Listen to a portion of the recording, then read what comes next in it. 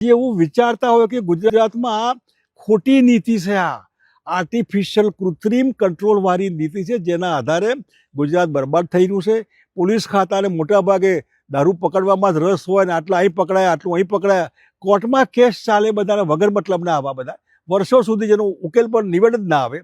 એવા ઠેકાણે હું ગુજરાતની પબ્લિકને કહેવા માગું છું કે મહેરબાની કરીને આ નવટંકીનો અંત આવવો જોઈએ. ગુજરાતમાં જ્યારે પણ વિધાનસભાના ઇલેક્શન આવે ત્યારે હું આપણે અપીલ કરું છું કે એવા લોકોને તમે મત આપીને સરકાર લાવો કે જે સરકાર આ દારૂબંધીનું નાટક કાઢી નાખે ગુજરાતમાંથી. ગાંધી સરદારના નામે હદ થઈ ગઈ બધી. બેન દીકરીઓ ગુજરાતમાં જ બેન દીકરીઓ છે, બહાર નથી. અને હું તમને પૂછ્યું કે આપણે મુંબઈ જતા હોઈએ, દિલ્હી જતા હોઈએ, ત્યાં બેન દીકરીઓ નથી. મુંબઈ ઉતરી સીધા 12મી તપાસ, બહાર ક્યાં મળશે, કઈ ક્વોલિટી મળશે, એની તપાસ કરીએ છીએ આપણે. એટલે આ એક કૃત્રિમ ઊભું કરેલો હાઉસ છે. આના આધારે ગુજરાત બહુ બદનામ થઈ ગયું છે. પરિવારોને ઘણા ઠેકાણે આપઘાત કરવા પડે એવું મન થાય.